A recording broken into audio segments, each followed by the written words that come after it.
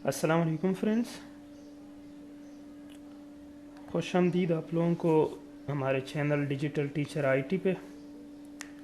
और आज मैं हाज़िर हूँ आप लोगों के सामने एक complete C and C plus plus के कोर्स के बारे में कि हम बिल्कुल शुरू से लेके बिल्कुल बिगिनिंग से लेके अप टू एंड कैसे जाएंगे, क्या क्या पढ़ेंगे।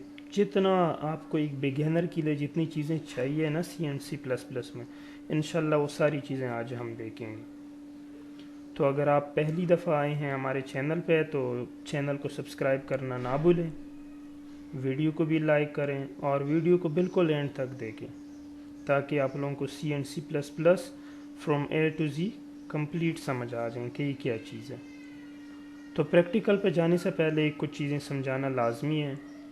सबसे पहली बात कि जब आप कोड करते हैं तो आपको एक इंटीग्रेटेड डेवलपमेंट एनवायरनमेंट चाहिए होता है जिसको हम IDE कहते हैं। I means integrated, D means development, E means environment.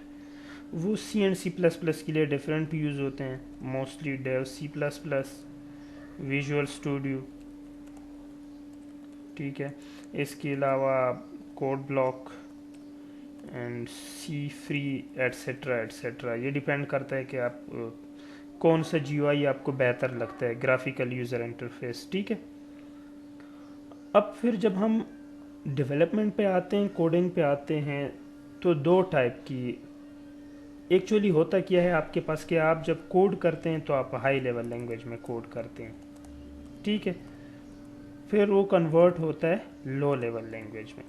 High level वो लैंग्वेज है जो ह्यूमन या इंसान को इजीली समझ आते हैं। लो लेवल वो लैंग्वेज है जो कि मशीन को इजीली समझ आती हैं। ह्यूमन को कौन सी लैंग्वेज इजीली समझ आती हैं, जैसे इंग्लिश, उर्दू एट्सेट्रा। इन्हीं का एक पार्ट है ये लैंग्वेज जो हम अभी पढ़ेंगे, C and C plus plus. Machine language जो कि बाइनरी को समझता है, 0 and 1, 0 means off, 1 means on, 0 means false, 1 means true. अब हाई लेवल से लो लेवल लैंग्वेज में आना, लो से हाई लेवल लैंग्वेज में, क्योंकि कंप्यूटर को तो हाई लेवल जो चीज़ हम लिखते हैं कंपाइलर में, इधर जो ID में हम लिखते हैं वो तो कंप्यूटर को नहीं समझ आता ना, वो इसको कन्वर्ट करता है बाइनरी फॉर्म में। तो अब ये कन्वर्जन कौन करता है, इसको हम कहते हैं ट्रांसलेटर। क्या कहते हैं? ट्रांसलेटर। अब ट्रांसलेटर क्या चीज़ है? ये ट्रांसलेट करता है हाई लेवल लैंग्वेज को लो लेवल और लो लेवल को हाई लेवल। फिर हमारे पास दो टाइप के ट्रांसलेटर है, एक है कंपाइलर और एक है इंटरप्रेटर।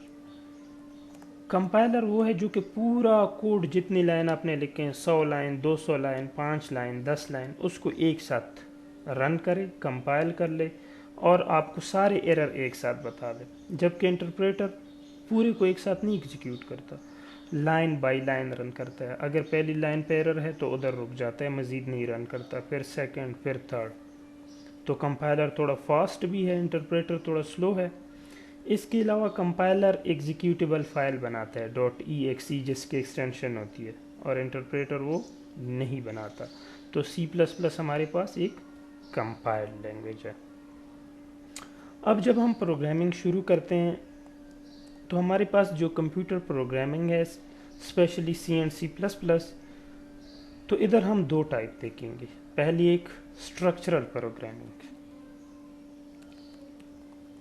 और दूसरे हमारे पास ऑब्जेक्ट ओरिएंटेड। स्ट्रक्चरल या फंक्शनल हम कहते हैं या प्रोसीजरल हम कहते हैं, ठीक है। स्ट्रक्चरल में हम एक स्पेसिफिक स्ट्रक्चर फॉलो करते हैं या in form of functions code लिखते हैं, जबकि ऑब्जेक्ट ओरिएंटेड में हम ऑब्जेक्ट बेस्ड कोडिंग करते हैं, हर एक चीज़ को एज ऑब्जेक्ट कंसिडर करते हैं। फिर उसमें हम उसकी कैरेक्टरिस्टिक और उसकी फंक्शंस को देखते हैं, फिर उसके बाद उसको इम्प्लीमेंट करते हैं। लेकिन चूंकि ये शुरू है हमारी, तो हम स्ट्रक्चरल प्रोग्रामिंग से बिल्कुल बेसिक से स्टार्ट लेते हैं। तो जब हमने बात की स्ट्रक्चरल प्रोग्रामिंग, तो स्ट्रक्चरल प्रोग्रामिंग एक ख़ास स्पेसिफिक स्ट्रक्चर को फॉलो करता है सी एंड सी प्लस प्लस की प्रोग्रामिंग। सबसे पहली चीज़ जो इसमें होती है वो क्या होती है? Pre processor directive. Pre processor directive. दूसरी चीज़ जो हमारे पास इसमें यूज़ होती है वो क्या होती है? वो मेन फंक्शन है। तीसरी चीज़ जो इसमें यूज़ होती है वो हमारे पास क्या है, body of the main function. Pre processor हमारे पास डायरेक्टिव कौन से हैं, जैसे नाम से जाहिर है प्री प्रोसेसर डायरेक्टिव, ये वो डायरेक्टिव है जो डायरेक्टिव देते हैं कि पहले आप इसको प्रोसेस करो उसके बाद बाकी काम करो। क्या प्रोसेस करो, जैसे अगर आप लाइब्रेरी इंक्लूड करते हैं इसी में तो क्या करते हैं, हैश इंक्लूड। लेट सपोज मैं इनपुट आउटपुट स्ट्रीम की लाइब्रेरी इंक्लूड करता हूँ, तो hash include I stream, I means input output, stream means anything that flows, तो डेटा फ्लो या जो भी चीज़ है, इधर चूंकि हम डेटा फ्लो की बात करेंगे। Dot H means header file है, हैश इंक्लूड ये प्री प्रोसेसर डायरेक्टिव है। इसके अलावा pre processor directive hash define, late suppose मैं एक वेरिएबल डिक्लेयर करता हूँ 10 और उसको वैल्यू 10 असाइन की, तो ये कांस्टेंट मैंने वैल्यू var को असाइन की। मैन फंक्शन का फॉर्मेट कुछ इस तरह से होता है और ये हर प्रोग्राम में लिखना ज़रूरी है, ठीक है। पहली चीज़ इसका ये रिटर्न टाइप है, ये फंक्शन का नेम है, ये इधर हम आर्गूमेंट भेजते हैं, इन चीज़ों पे फिर बाद में आते हैं। खैर हर प्रोग्राम में मेन फंक्शन लिखने ज़रूरी है और इधर से प्रोग्राम एग्जीक्यूट करना शुरू करता है। Body of the main function in braces के अंदर होता है, स्टार्ट ब्रेस, एंड ब्रेस, और इसके बीच में जो चीज़ लिखते हैं वो मेन फंक्शन की बॉडी है। अब ज़रा एक बेसिक सा प्रोग्राम लिखते हैं और उसमें प्रिंट करते हैं हेलो वर्ल्ड। तो पहली चीज़ प्री प्रोसेसर डायरेक्टिव, दूसरी चीज़ मेन फंक्शन, तीसरी चीज़ बॉडी, बॉडी में हम क्या लिखते हैं, welcome to digital teacher IT, ठीक है। अब इसको रन करो ज़रा, ये देख लो welcome to digital teacher IT, ये बेसिक आउटपुट हमने ले ली। अब ये press any key to continue आ रहा है, प्रेस दबाओ, ख़त्म हो गया। मैं कहता हूँ ये press any key to continue next line पे आ जाए, तो एंड ऑफ लाइन फंक्शन इसके लिए, end of line keyword use होता है इसके लिए। अब कीवर्ड क्या चीज़ है, वो वर्ड्स जो किसी ख़ास मकसद के लिए सी एंड सी प्लस प्लस में इस्तेमाल होते हैं उनको सी या सी प्लस प्लस की कीवर्ड्स कहते हैं। जैसे ये एंड एल के लिए, एंड ऑफ लाइन के लिए यूज़ होता है, ये मैन के लिए इस्तेमाल होता है, ये लाइब्रेरी, तो ये कीवर्ड्स हैं ये लाइब्रेरी को इंक्लूड करने के लिए। अब रन करो, press any key to continue, नीचे आ गया। इसका एक और अल्टरनेटिव भी है जिसको बैकस्लैश एन से हम लिखते हैं, ये देख एक और लाइन नीचे आ गया। जितने लाइन आप नीचे लाना चाहते हो ना उतने बैकस्लैश एन डाल दो, ये देखो और नीचे आ गया। इसके अलावा है बैकस्लैश टी, ये टेब के लिए यूज़ होता है, ऐड स्पेसेस देता है। अब ये थोड़ा आगे करके शुरू होगा, मतलब जैसे इधर से शुरू हो जाए, ठीक है। अब ज़रा देख लो, ये देख लो 8 मज़ीद 8 मज़ीद 8, कीबोर्ड में टेब होता है ना उसकी तरह काम कर रहा है, सही है। इसके अलावा बैकस्लैश बी बैक के लिए इस्तेमाल होता है, ये ई को हटा देगा, ये देख लो सिर्फ VLCOM आ गया। बैकस्लैश ए है बीप के लिए, वगैरह वगैरह, ये चीज़ें मज़ीद आप लोग देख लो। तो ये था कि बेसिक आउटपुट आप कैसे प्रिंट करेंगे सी एंड सी प्लस प्लस में। अब अगर हमने इनपुट लेना है तो इनपुट के लिए सी आउट कंसोल आउटपुट था कि आउटपुट लेने, इसके लिए cin console input, screen पे अगर आपने इनपुट लेना है तो कोई भी चीज़ इनपुट लेने से पहले आपको एक वेरिएबल के फॉर्म में डिक्लेयर करना ज़रूरी है। वेरिएबल क्या चीज़ है, जैसे नाम से ज़ाहिर हो, जो कि रन टाइम पे अपनी वैल्यू को चेंज कर सके। इसका अपोजिट कांस्टेंट है जो अपनी वैल्यू को कांस्टेंट रखे, चेंज ना करे। वेरिएबल वो होता है जिसको मेमोरी में कोई ना कोई मेमोरी लोकेशन मिलती है या स्टोरेज मिलता है। अब हमारे पास डिफरेंट डेटा टाइप है डेटा को स्टोर करने के लिए, इंटीजर है, फ्लोट है, कैरेक्टर है, डबल है, ये कुछ हैं, मज़ीद भी हैं कुछ शॉर्ट और लॉन्ग वगैरह सही, जो कि इंटीजर के फर्दर वो हैं, शॉर्ट लॉन्ग। INT इसकी एक स्पेसिफिक रेंज है, 4 बाइट लेता है मेमोरी में। फ्लोट ये 62 बिट ऑपरेटिंग सिस्टम की बात कर रहा हूँ, 4 बाइट लेता है। इसमें फ्लोटिंग पॉइंट नंबर होते हैं जैसे 1.2 3.2, इंटीजर में पॉइंट वाली वैल्यूज़ नहीं आ सकती। करेक्टर जैसे सिर्फ A, सिर्फ B, सिर्फ C, अगर पूरा वर्ड स्टोर करना है जैसे डिजिटल टीचर आईटी तो स्ट्रिंग लेना होगा, या करेक्टर अरे लेनी होगी। डबल, जो वैल्यू फ्लोट में ना आए, लेंथी हो, बड़ी वैल्यू, वो डबल में स्टोर करो। शॉर्ट, छोटी वैल्यू हो इंटीजर की। लॉन्ग, बड़ी वैल्यू हो। एक है अनसाइंड INT, वो कौन सी, ये सिर्फ और सिर्फ पॉजिटिव वैल्यूज को स्टोर करते हैं, नेगेटिव को स्टोर नहीं करता। अब जब हम लिखते हैं ना INTA, तो हमने एक वेरिएबल इंटीजर टाइप का डिक्लेयर किया जिसको ए का नाम दे दिया। डिक्लेरेशन मीन्स सिर्फ डेटा टाइप जैसे इंटीजर और वेरिएबल का नाम लिखना, ये डिक्लेरेशन है। अगर वैल्यू असाइन की, ये हमने इनिशियलाइज किया, इसको 10 वैल्यू दे दी। अब मैं इसको प्रिंट करता हूँ ना Cout A, तो 10 ब्लैक स्क्रीन पे आएगा, देख लो 10। अगर मैंने इनपुट लेना है तो मैं क्या करूँगा, इसको इनिशियलाइज नहीं करूँगा, रन टाइम पे यूज़र से इनपुट ले गए। कैसे, CNA। अब ये ब्लैंक करेगा कर्सर, ये देखो ये आपसे इनपुट मांग रहा है, तो आप लिख लो 23, एंटर दबाओ, प्रेस एनी किया है। अगर आप कहते हो जो मैंने इनपुट किया उसको प्रिंट भी करूँ,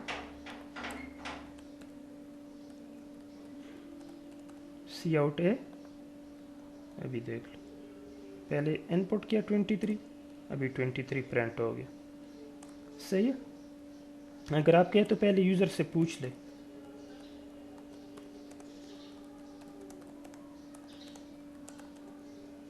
तो पहले आपसे कहेगा एंटर वैल्यू ऑफ ए, आप ए एंटर करेंगे, फिर ए प्रिंट होगा।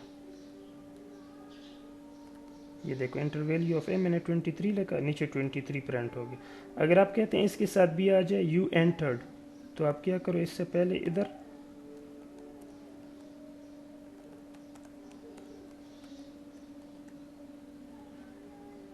आपने इस तरह से कोटेशन के अंदर लिखना है यू एंटर्ड, ठीक है। तो अभी रन करो, ये देखो यू एंटर्ड, ये स्पेस क्योंकि उधर मैंने स्पेस दी, यू एंटर्ड 23। ये देखो ये इंसर्शन ऑपरेटर, ये एंगल ब्रैकेट है, इनको इंसर्शन और इसको एक्सट्रैक्शन ऑपरेटर कहते हैं, एक्सट्रैक्शन। ये मैंने इधर स्पेस दिया था इस वजह से आ गया। ये देखो यू एंटर्ड 23। अब अगर लेट सपोज आपके पास ये एक वैल्यू, आप कहते हैं जो मैंने इनपुट किया है इसमें एक वैल्यू इंक्रीज हो, तो इसको हम इंक्रीमेंट कहते हैं। क्या कहते हैं, इंक्रीमेंट। अगर ये प्लस प्लस इसके बाद हो ऑपरेंड के, इसको जिस पे ऑपरेशन हो रहा है ना, इसको ऑपरेंड कहते हैं, तो इसको पोस्ट फिक्स कहते हैं। अब जो वैल्यू आप एंटर करेंगे उसमें एक इंक्रीमेंट होगा, 23 प्रिंट होगा 24। देखो अगर आप कहते हो डिक्रीमेंट हो, तो ये प्रीफिक्स डिक्रीमेंट, क्योंकि ये पहले आया, अब 23 की जगह 22 प्रिंट होगा। देखो ये डिक्रीमेंट पोस्ट फिक्स भी हो सकती है, पोस्ट मीन्स बाद में। देखो अब इनमें फ़र्क क्या है, प्रीफिक्स क्या करता है, पहले इंक्रीमेंट या डिक्रीमेंट करता है, फिर उसके बाद वैल्यू असाइन करता है। पोस्ट फिक्स पहले वैल्यू स्टोर करता है, फिर इंक्रीमेंट डिक्रीमेंट करता है। अच्छा, अब ये चीज़ हो गई। अब इसके बाद लेट सपोज आपके पास क्या आया, आपके पास डिफरेंट टाइप के ऑपरेशन है, जैसे अर्थमेटिक एक्सप्रेशन, या आपके पास ऑपरेशन है डिफरेंट टाइप के ना, अर्थमेटिक, लॉजिकल, रिलेशनल। अर्थमेटिक क्या है, हमारे पास जैसे कैलकुलेशन में plus minus multiplied divide. Logical क्या है, जैसे एंड ऑपरेशन, एंड कब काम करता है, जब दोनों ट्रू हो और कोई भी एक ट्रू हो। नॉट इन्वर्ट करता है, अगर आपने 0 इनपुट किया तो उसको 1 कर देता है। रिलेशनल हम ये चेक करते हैं कि ए लेस देन है, ए ग्रेटर देन है, ए क्या है हमारे पास। तो सबसे पहले हम अर्थमेटिक ऑपरेशन को देखते हैं। लेट्स सपोज हमारे पास दो इंटीजर टाइप वैल्यू है ए एंड बी, इसको इनपुट लेते हैं।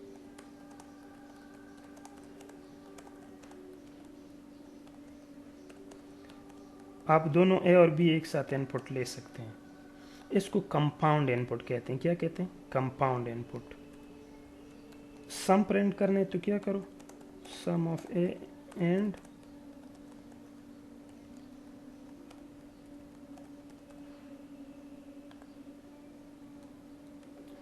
पहले 2 फिर 3, सम इज 5, 2 + 3 5। माइनस करना है तो इसी को कॉपी करो, सिर्फ इधर क्या करो, डिफरेंस करो, और इधर क्या करो, a माइनस बी। रन करो, 6 2 प्लस किया, 6 प्लस 2 8, 6 माइनस 2 4। इसी तरह से डिवाइड, मल्टीप्लाइड, एक और चीज़ है जिसको हम रिमाइंडर कहते हैं। रिमाइंडर ये होता है कि जब आप a को b पे डिवाइड करो तो कितना बचता है, जैसे डिवीजन में हम करते हैं ना, जैसे हम कहते हैं कि 4 डिवाइड बाई 2 तो रिमाइंडर 0 बचता है, जो बाकी बचता है। 5 डिवाइड बाई 2 रिमाइंडर 1 बचता है। ज़रा भी देख लो इधर, a5 b2, ये देखो 5 प्लस 2 7, 5 माइनस 2 3, 5 रिमाइंडर 2 1 आ गया। सही। अब ये तो था बेसिक ऑपरेशन। अब अगर आपके पास क्या है, आपने एक स्टेटमेंट को मल्टीपल दफ़ा, आपने let's suppose digital teacher IT को 5 दफ़ा प्रिंट करना है, तो क्या आप 5 दफ़ा सी आउट डिजिटल टीचर आईटी लिखेंगे? उससे बेहतर इसका एक और अल्टरनेटिव है जिसको हम कहते हैं लूप। हमारे पास डिफरेंट टाइप ऑफ लूप है। सबसे पहला लूप जो है उसको फॉर लूप कहते हैं, दूसरा जो है उसको वाइल कहते हैं, तीसरा जो है वो डू वाइल। फॉर जो है ये एक इंक्रीमेंटल लूप है, आइट्रेशनल लूप है। इसको पहले से आपको पता है कि मैंने एक काम को 10 दफ़ा करना है, तो फॉर लूप इस्तेमाल करो। अगर आप कहते हैं मुझे नहीं पता कितनी दफ़ा चलेगा जब तक कंडीशन ट्रू ना हो, तो वाइल। अगर आप कहते हो कि कम से कम एक दफ़ा चले भले कंडीशन गलत भी हो, वाइल जो है कंडीशन गलत हो एक दफ़ा भी नहीं चलता। डू वाइल कंडीशन भले गलत हो फिर भी एक दफ़ा चलता है, तो डू वाइल इस्तेमाल करो। लेट सपोज मेन्यू होते हैं, भले आप गलत एंटर करो फिर भी मेन्यू एक दफ़ा तो आता है, जैसे फ़ोन पे आपके पास आता है ना कि enter 1 for this, enter 2 for this, जैसे लैंग्वेज सेलेक्शन के लिए। भले आप गलत 5 एंटर करो, 5 लैंग्वेज है ही नहीं, फिर भी एक दफ़ा तो मेन्यू आ गया ना, तो डू वाइल। फॉर का स्ट्रक्चर क्या है, कहाँ से स्टार्ट लेना है, इनिशियलाइजेशन मतलब कहाँ पे एंड करना है, फाइनल कंडीशन, और इंक्रीमेंट कितनी करनी है, जिस तरह हमने प्लस प्लस ए और ए प्लस प्लस देखा। लेट सपोज मैं कहता हूँ एक लूप है और आपको ए है वेरिएबल जिसका स्टार्ट लेने 0 से जाना है 10 तक, और एक एक का इंक्रीमेंट चाहिए ए में। ए ये है, ठीक है, ये पहले से आपको डिक्लेयर करना होगा। तो स्टार्ट कहाँ से, 0 से, एंड कंडीशन कम से कम 10 तक चले और उससे लेस भी हो, और एक एक का इंक्रीमेंट हो। तो ये फॉर लूप का स्ट्रक्चर है। वाइल कैसे काम करता है, वाइल पहले कहते हैं इनिशियलाइज करो, लेट सपोज 0, फिर कंडीशन लिख लो वाइल के अंदर, और लास्ट में क्या करो, इंक्रीमेंट करो। डू वाइल क्या करता है, ऊपर आप इसको इनिशियलाइज कर दो, ये ए है, ठीक है, फिर डू कर दो, जो काम करना है वो करो।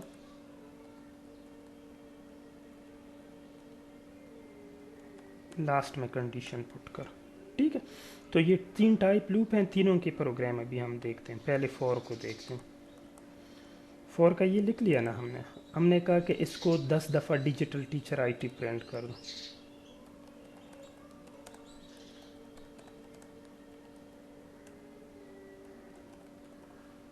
अब ये देख लो, ये 10 दफ़ा प्रिंट हो गया। अब अगर आप कहते हो 1 से 10 तक इंटीजर प्रिंट कर दो, तो ये जिस पे लूप आपने चलाया ए पे चलाया ना, ए को प्रिंट करो 0 से 10 तक, 0 से 10, क्योंकि 0 से 10 तक लूप चले, 0 से 10 तक। अगर आप कहते हैं कि सिर्फ 0 और फिर 2 4 8 इवन प्रिंट हो, तो इंक्रीमेंट कितने का करो, ए प्लस 2। अब देखो 0 2 4 6 8 10। अगर आप कहते हो सिर्फ ऑड प्रिंट हो लेकिन 1 से स्टार्ट करना, तो इस तरह से ये देख लो सिर्फ ऑड प्रिंट हो गए। इस तरह से आप 3 का कर सकते हैं, 4 का कर सकते हैं, 5 का कर सकते हैं। सही। अब अगर मैं लेट सपोज वाइल लूप पे आता हूँ, तो हम कहते हैं कि लेट सपोज इसको ऐसे देखते हैं कि तब तक यूज़र से इनपुट ले जब तक 0 ना आए, जब तक ए 0 ना हो यूज़र से इनपुट लेता रहे। ये तब तक आपसे इनपुट लेता रहेगा जब तक आपने 0 इनपुट ना किया। 1 2 3 4 ले रहे। अब मैं 0 इनपुट करता हूँ, रुक गया। तो ये एक ऐसा लूप है, ये तब तक चलता है जब तक आपका कंडीशन ट्रू ना हो। अभी ज़रा डू वाइल पे आते हैं। इस चीज़ को इधर ले आओ, कंडीशन इसके लास्ट में होता है और ए को हमने इनिशियलाइज कर दिया 20 से। अब देखते रहो 2 3 why this A plus plus.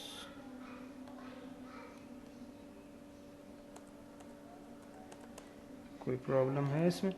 असल में एक ऐसा लूप है ना, ये एटलीस्ट एक दफ़ा चलता है, भले कोई प्रॉब्लम आ भी जाए फिर भी ये एटलीस्ट एक दफ़ा चलता है, कुछ भी हो जाए।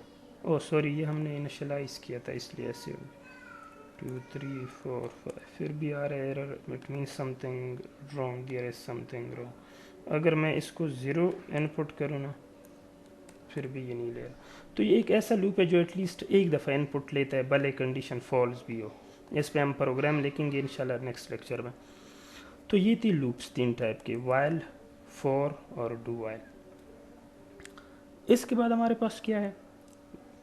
कंडीशन है, if condition, else if condition और if and else condition. Let suppose मैं कहता हूँ कि चेक कर ये नंबर 3 पे डिविजिबल है कि नहीं है।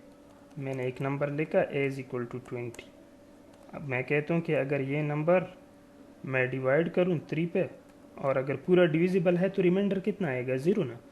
अगर 18 3 पे डिवाइड करो तो 18 डिवाइड बाई 3 से 6 आता है, रिमाइंडर 0, तो मीन्स ये 3 पे डिविजिबल है। तो सी आउट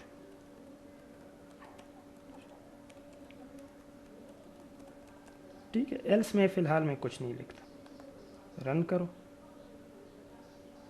ये क्यों?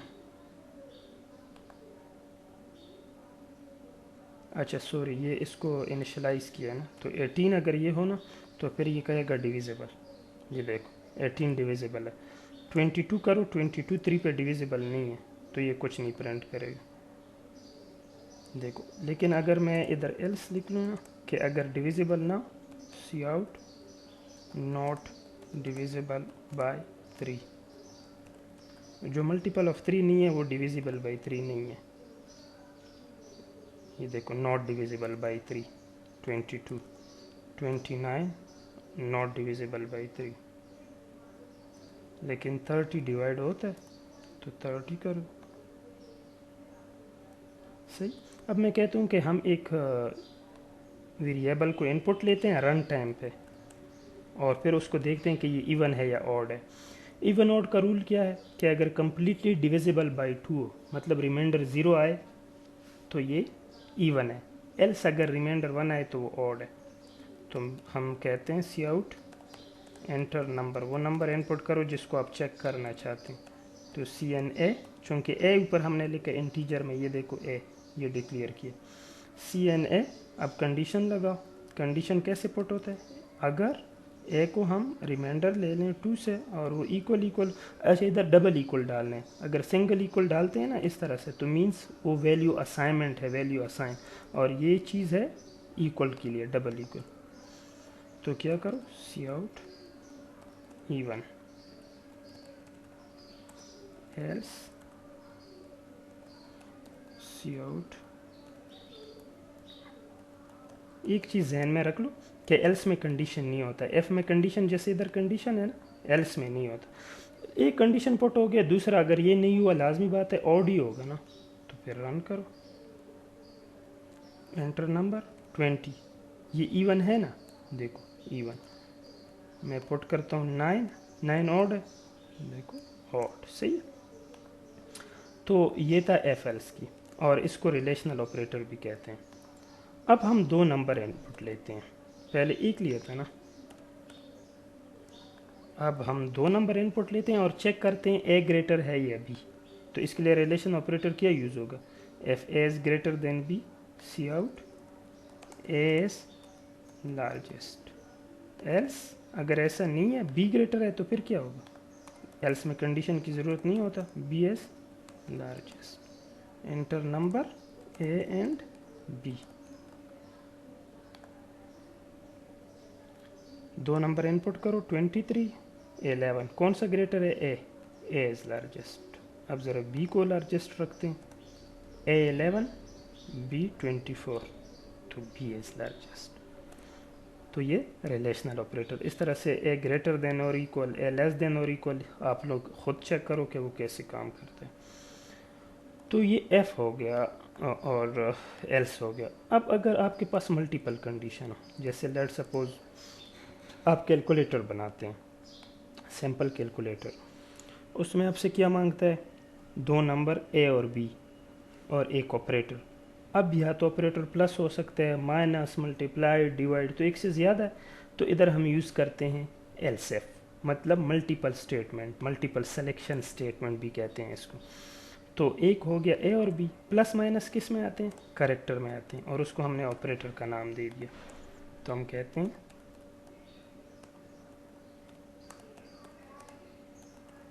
Enter operator, CAOP। तो अभी हमने दो नंबर भी इनपुट ले लिए, ऑपरेटर भी इनपुट लिया। अब क्या करेंगे, अब हम कंडीशन लगाएंगे। कंडीशन कैसे लगाएंगे, हम कहते हैं अगर आपके पास जो ऑपरेटर है वो क्या है, अगर वो प्लस है, सिंगल कोटेशन में रखना होगा करेक्टर को, ठीक है। अगर ऑपरेटर प्लस है तो C out sum as A plus B, तो नंबर को क्या करो, ए और बी को प्लस करो। एल्स एफ, अब क्या है, एल्स एफ, अगर आपके पास ऑपरेटर क्या है, माइनस है, तो क्या करो, सी आउट, अब मैं बाकी चीज़ें नहीं लिखता, A minus B. Else if, अगर ऑपरेटर क्या है, मल्टीप्लाइड है, तो क्या करो, C out A multiplied by B. इसके बाद एल्स एफ, अगर ऑपरेटर जो है वो डिवाइड है, तो क्या करो, A C out A divide by B. अब इधर मैं ज़रा एक चीज़ आप लोगों को बता दूं, मैं कहता हूँ ये सब बस कैलकुलेटर में हमारे पास ये चार एक्सेप्टेबल हो, अगला कोई चीज़ एक्सेप्टेबल ना। अब किसी ने गलती की, ऑपरेटर की जगह प्लस माइनस मल्टीप्लाइड की जगह ए लिखा, तो हम उसके लिए क्या प्रिंट करते हैं, उधर कोई कंडीशन नहीं रखते, बस इसके अलावा कुछ भी हो प्लस माइनस मल्टीप्लाइड डिवाइड के अलावा, उसको कह दो wrong operator, you input wrong, ठीक है। इसके अलावा कुछ भी हो उसको कह दो आपने रॉन्ग ऑपरेटर इनपुट किया। ज़रा रन करो, ई कैपिटल, दो नंबर इनपुट किए 2 3, ऑपरेटर प्लस 2 + 3 5। अब ज़रा ऑपरेटर डिवाइड रखते हैं, A6 B2 operator divide, 6 divide by 2 3। अब ज़रा ऑपरेटर कोई गलत चीज़ रखते हैं, क्वेश्चन मार्क रखते हैं 3 2, यू इनपुट रॉन्ग ऑपरेटर। तो ये एल्सेफ कंडीशन पे हम कैसे काम करेंगे। तो इधर आपके पास रिलेशनल ऑपरेटर भी हो गया। अब हम नेक्स्ट चीज़ क्या करते हैं, लॉजिकल ऑपरेटर को देखते हैं कि लॉजिकल ऑपरेटर हमारे पास कैसे काम करता है।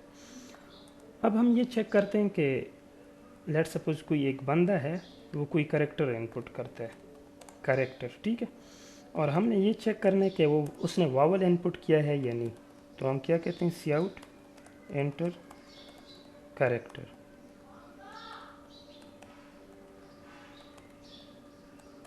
अब हम क्या कहते हैं कि अगर वो करेक्टर जो है, वो करेक्टर जिसको हमने वावल का नाम दिया है, अगर वो बराबर है ए की, या तो ये और के लिए है, वो करेक्टर बराबर है आई के, ई के, ये चीज़ सेम मैं कॉपी करता हूँ, ए हो गया, ई हो गया, आई हो गया, ओ हो गया, यू हो गया। अगर ये चीज़ें हैं तो वो क्या है, अगर ये चीज़ें हैं तो सी आउट कर लो, उसने वावल इनपुट किया है। अगर ये चीज़ें नहीं इनपुट की हैं उसने, इसके अलावा कुछ है, तो उसको सिंपली किस में रखो, एल्स सी आउट इनपुट कॉन्सोनेंट, ठीक है। अब ये क्या है, ये हमारे पास लॉजिकल और ऑपरेटर है। और एक भी ट्रू हुआ, ए ई आई ओ यू, तो ये वावल है। अगर इसके अलावा कुछ भी हुआ तो कॉन्सोनेंट है। मैंने ए इनपुट किया, वावल इनपुट। यू को करता हूँ, यू भी वावल है ना, वावल इनपुट। अभी मैं जेड को करता हूँ, कॉन्सोनेंट है, ये वावल नहीं है। तो ये हमारे पास क्या है, लॉजिकल और। इस तरह से एंड आप लोग ट्राई कर सकते हो कि जब तक दोनों सेम इनपुट ना हो। लेट सपोज मैं दो इनपुट लेता हूँ, एक वावल है एक ए है। मैं कहता हूँ कि अगर इस बंदे ने ए और ई इनपुट किए हैं, दोनों सेम होनी चाहिए, ए और ई, तो ये प्रिंट करे कि आपने ट्रू इनपुट किया है, जैसे हम पासवर्ड में कहते हैं। एलसी कहे कि आपने रॉन्ग किया इनपुट। ठीक है, दोनों ए और ई सही होने चाहिए। एक ए हो गया एक ई, रॉन्ग इनपुट क्यों?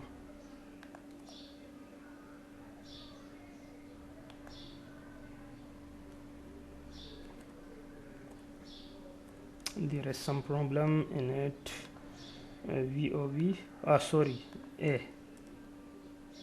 एक वावल है एक ए है, ए ई ट्रू इनपुट। तो ये एंड है, ये क्या है, एंड है, ट्रू इनपुट। दोबारा देखो, ए ई ट्रू इनपुट। इसके अलावा कुछ करो, let suppose Z Y wrong input. सही। तो ये आपके पास लॉजिकल एंड हो गया कि एंड ऑपरेटर कैसे काम करता है। लूप हो गए आपके पास, और लॉजिकल ऑपरेशन भी हो गए, अर्थमेटिक एक्सप्रेशन भी हो गए। अब नेक्स्ट चीज़ है फंक्शन। अब फंक्शन क्या होता है, ब्लॉक ऑफ कोड होता है। अगर आप एक काम, जिस तरह से हमने लूप में किया ना, अगर एक काम मल्टीपल ब्लॉक ऑफ स्टेटमेंट का काम आपने बार बार करना है, जैसे सम आपने बार बार करना है, तो क्यों आप सम का कोड बार बार लिखो, उसको एक ब्लॉक ऑफ कोड में रख लो और उसको हम फंक्शन कहते हैं। फंक्शन कैसे लिखते हैं, इसका सिंटेक्स है रिटर्न टाइप, फंक्शन नेम, और इधर होता है आर्गुमेंट लिस्ट, और ये इसकी बॉडी होती है। अब रिटर्न टाइप कैसे होता है, अगर कुछ रिटर्न नहीं करना वाइट, अगर इंटीजर रिटर्न करना है INT, करेक्टर तो करेक्टर। फंक्शन नेम पे वेरिएबल नेम के सारे रूल्स एप्लीकेबल हैं। फंक्शन नेम में स्पेस अलाउड नहीं है, कीवर्ड इस्तेमाल नहीं होगा, फर्स्ट करेक्टर में कोई नंबर नहीं होना चाहिए, और आर्गुमेंट लिस्ट में आर्गुमेंट हम भेजते हैं। क्या मतलब, अगर आपने किसी और फंक्शन से कोई वैल्यू आपके पास आ रहे हैं तो वो इस आर्गुमेंट में आएंगे इधर। अगर आपने किसी और फंक्शन को भेजने हैं तो वो इधर आप लिखेंगे। ये भी इंटीजर फ्लोट करेक्टर हो सकते हैं, ये भी हो सकते हैं। कैसे, ज़रा हम सम पे काम करते हैं। एक है फंक्शन ऐड, जो ना कुछ पास करता है ना कुछ रिटर्न करता है, तो वाइड अवॉइड से निकला है। एक फंक्शन है ऐड जो रिटर्न करता है, पास नहीं करता। एक फंक्शन है ऐड जो रिटर्न तो नहीं करता लेकिन पास करता है। एक फंक्शन है ऐड जो कि रिटर्न भी करता है और पास भी करता है। अब ये चारों फंक्शन ज़रा हम देखते हैं। ये फंक्शन ना रिटर्न करता है ना पास, तो पूरा काम इधर ही होगा, इनपुट भी इधर होगा,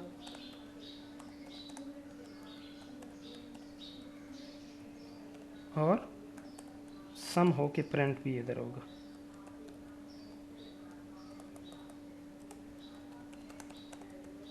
कैसे, ए प्लस बी।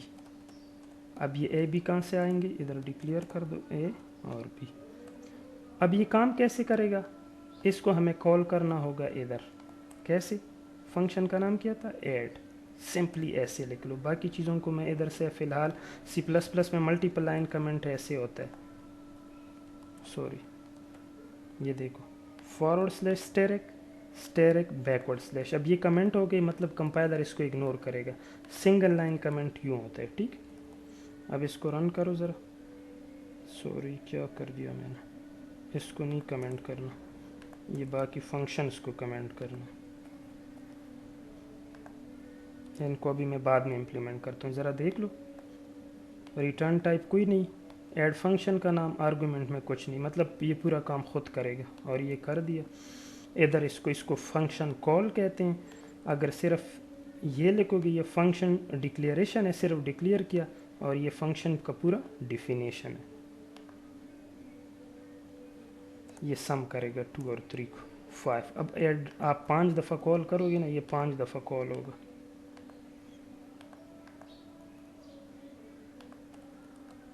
मैं सिर्फ 2 दफ़ा करता हूँ तो ये 2 दफ़ा कॉल होगा, बाकी आप लोग फिर ट्राई करो घर में। 3 4 7 दोबारा कॉल हुआ, 6 7 13।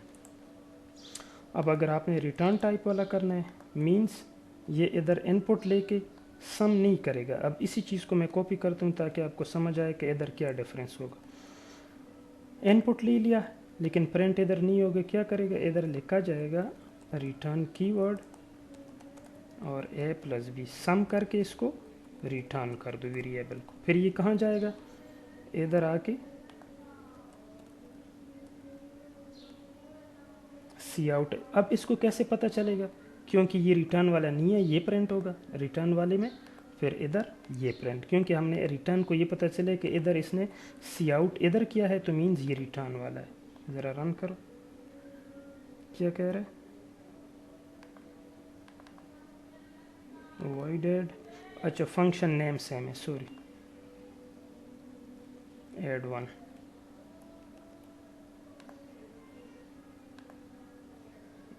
देख लो सम इज 5। अब ये दूसरा रिटर्न वाला है 5 6 11, ठीक है। देख लो इधर हमने एंड एल नहीं दिया रिटर्न वाले में, तो press any key to continue same line पे आया। इसका मतलब ये है कि ये आप उस फंक्शन ने अपना काम कर दिया, उसके बाद उसने रिटर्न किया दूसरे फंक्शन को कि आपने जो करना है कर लो।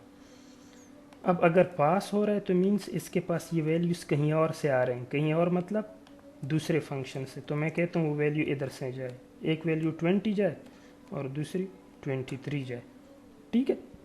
कैसे जाएगी, इसको ऐड 2 का नाम दे दो और इसमें भेज दो ए बी, ठीक है। तो ये वैल्यूज़ इधर आके सिर्फ सम हो के प्रिंट होंगी, क्योंकि वैल्यू तो उधर से हम भेज रहे हैं ना। तो C out sum as A plus B. अब इसको देख लो ज़रा, सॉरी इसको इधर 1 लाइन कमेंट कर दो,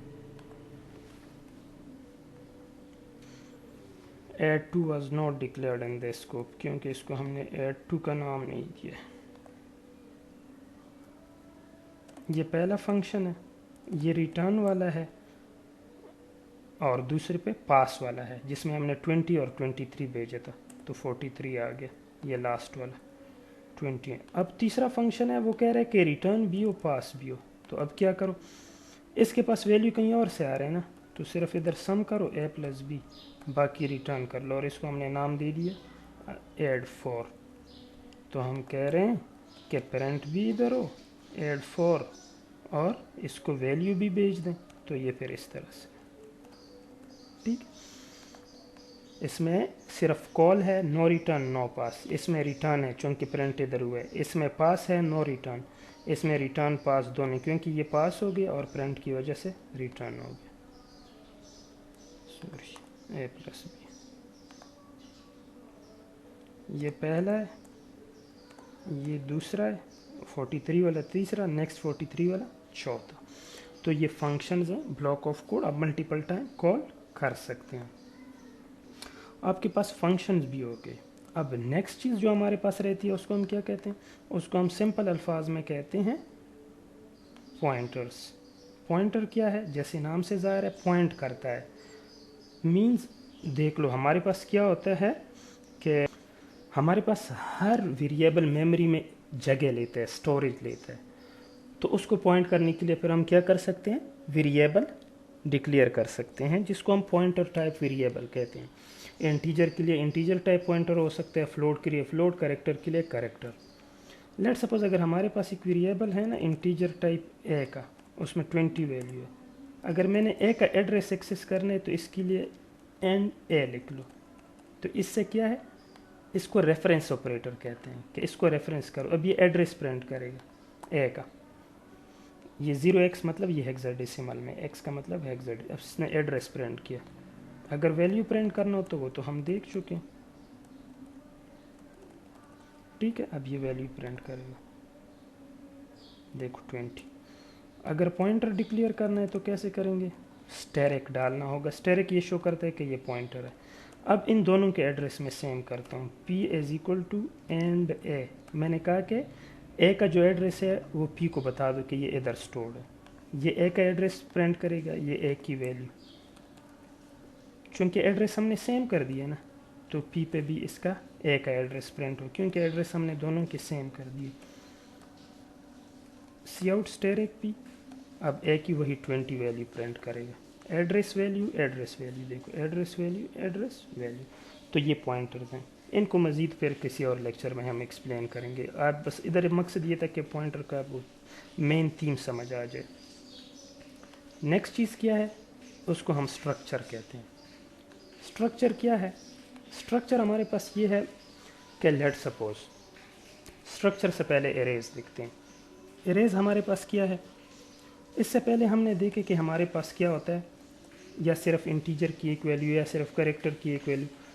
अगर मेरे पास इंटीजर के 10 वैल्यूज़ हैं, लेट सपोज इंटीजर ए में वैल्यूज़ हैं 1 2 3 4 5 6 7 8 9 10।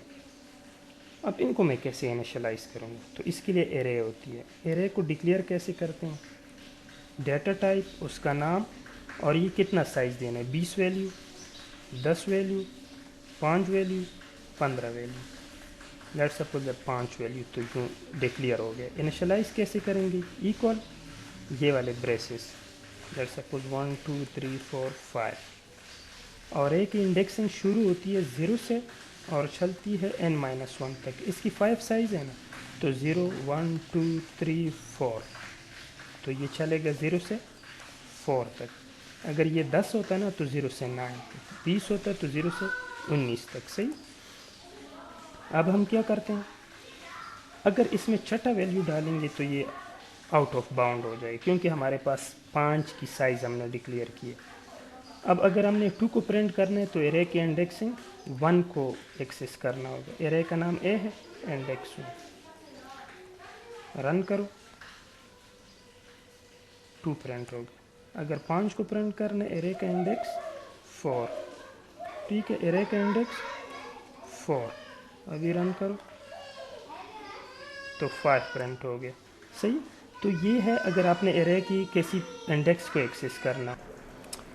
अब अगर हमने इस पूरे मतलब कंप्लीट एरे को प्रिंट करना है तो 5 एलिमेंट है, 5 में से 5 को प्रिंट करना है, तो क्या करेंगे, जब भी आपके पास ट्रेवर्सिंग, इसको ट्रेवर्सिंग कहते हैं, अगर ट्रेवर्सिंग की बात आती है कंप्लीट एरे की, तो जितनी एरे है उतनी लूप चलानी पड़ेगी। लूप इससे पहले आप लोग देख चुके।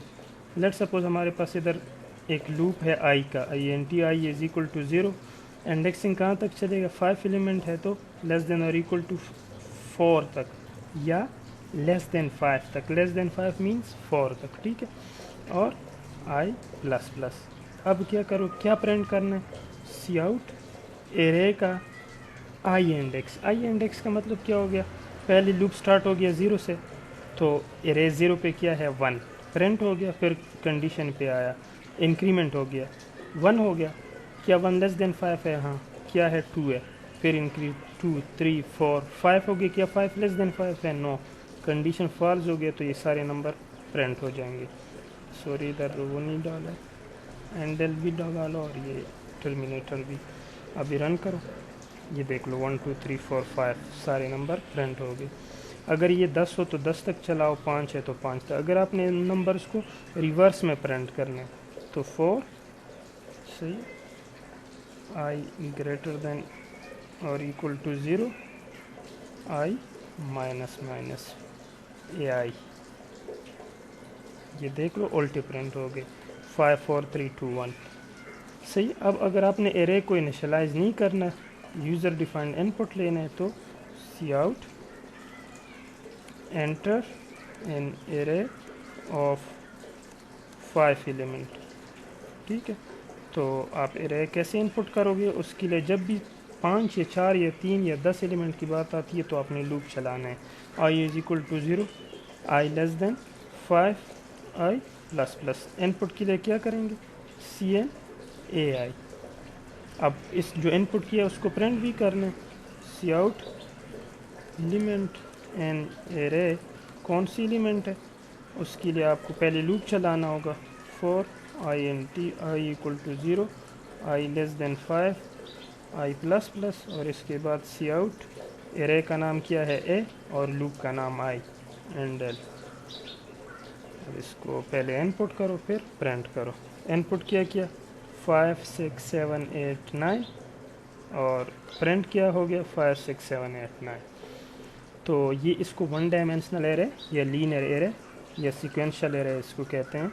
इसमें प्रॉब्लम अब क्या हो सकती है, इसमें अगर आप न्यू एलिमेंट इंसर्ट करेंगे ना और सॉर्टेड एरे हैं तो फिर इसमें इंसर्जन बड़ी मुश्किल होती है, बड़ा टाइम लगता है।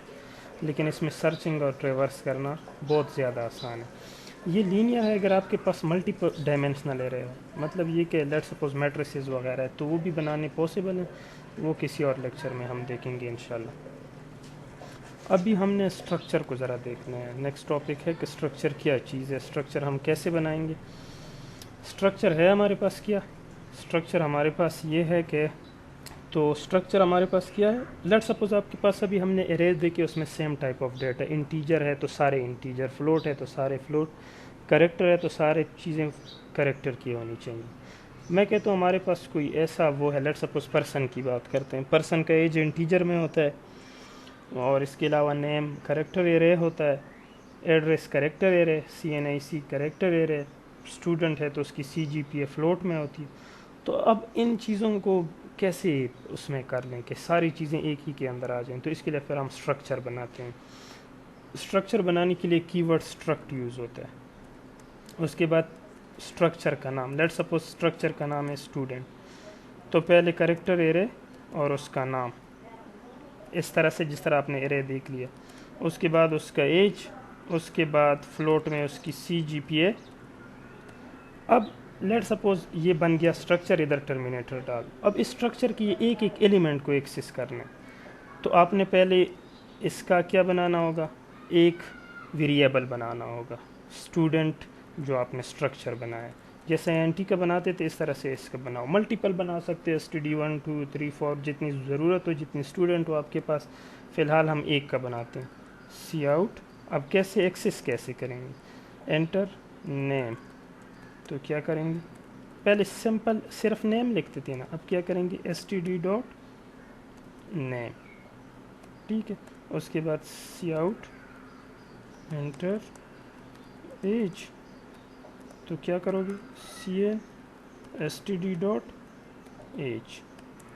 उसके बाद C out enter GPA CN STD dot GPA CGPA I think. तो ये आपने इनपुट किया। अभी अगर प्रिंट करना है तो सिंपल आप क्या कर दो, सी आउट स्टूडेंट डिटेल। तो स्टूडेंट डिटेल क्या है आपके पास, पहले उसका नेम है STD डॉट नेम, उसके बाद क्या है STD डॉट एज, उसके बाद STD डॉट CGPA, ठीक है।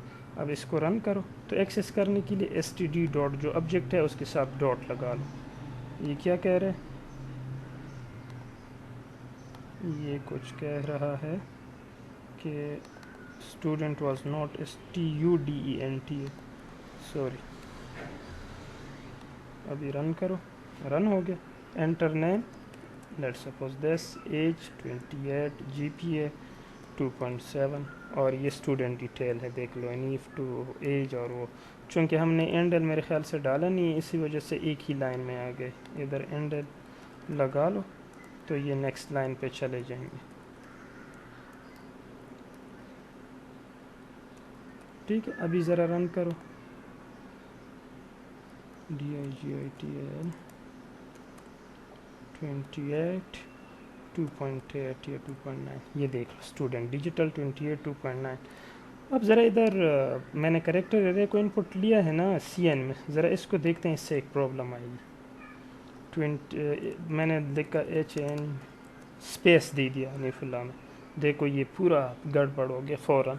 तो इस स्पेस को एक्सेप्ट करने के लिए आप क्या करेंगे, इसके लिए एक वेरिएबल है जिसको हम कहते हैं गेट एस और STD dot name, gate string function है, क्या है गेट स्ट्रिंग। तो ये स्ट्रिंग को इनपुट, अब स्पेस भी अलाउ करेगी।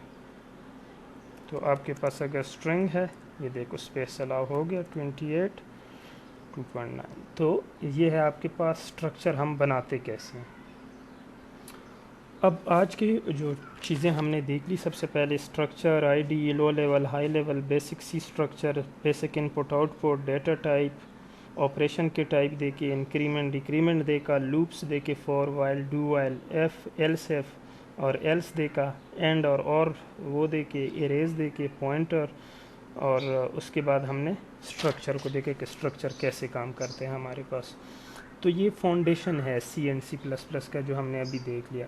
इसके बाद जो आपके पास इसके फर्दर वो आते हैं वो ऑब्जेक्ट ओरिएंटेड प्रोग्रामिंग में है, वो इससे कैसे डिफरेंट है उस पर इंशाल्लाह हम एक अलग कोर्स बनाएंगे। और इसके साथ साथ आप लोगों के पास ये भी ज़रूरी है कि आप लोगों को पता हो कि वेरिएबल को बनाने के अपने रूल्स हैं, कि जब आप वेरिएबल इंटीजर का लिखते हो, कैरेक्टर का, फ्लोट का, वो रूल्स क्या है। लेट सपोज आप इंटीजर का बना रहे हो, आप स्पेस अलाउड नहीं है कि आपके पास एक वेरिएबल है, उसको आप नाम दे रहे हैं नेम, और आपने NA और स्पेस ME दिया, ये एक साथ होना चाहिए नेम। इसके अलावा पहला जो कैरेक्टर है वो नंबर नहीं होना चाहिए, अंडरस्कोर हो सकता है। इसके अलावा कोई कीवर्ड नहीं हो सकता, जैसे मेन ऑलरेडी कीवर्ड है, मतलब ये एक रिज़र्व वर्ड है, किसी ख़ास मकसद के लिए इस्तेमाल होता है। उम्मीद है आप लोगों को ये लेक्चर पसंद आया होगा। फिर भी अगर कोई प्रॉब्लम हो तो लाजमी कमेंट कीजिएगा। वीडियो को लाइक करना ना भूलें, और अगर अभी तक आपने चैनल नहीं सब्सक्राइब किया तो लाजमी सब्सक्राइब कर लें। Thank you very much. अल्लाह हाफिज़, वस्सलाम।